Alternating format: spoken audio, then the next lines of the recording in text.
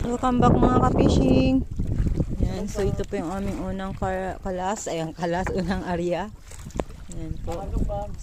So may huli na po kami mga ka-fishing. Yan, nagkakalas na po sila. Oh. Yan. So lumubog kasi yung aming lambat kanina.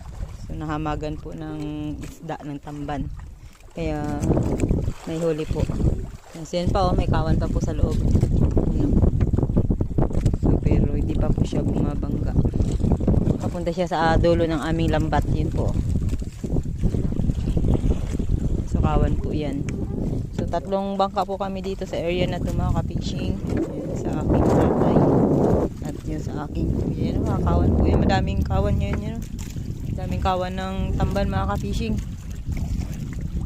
So kasi madilim na po ngayon mga ka-fishing. Kaya malamang mura na po talaga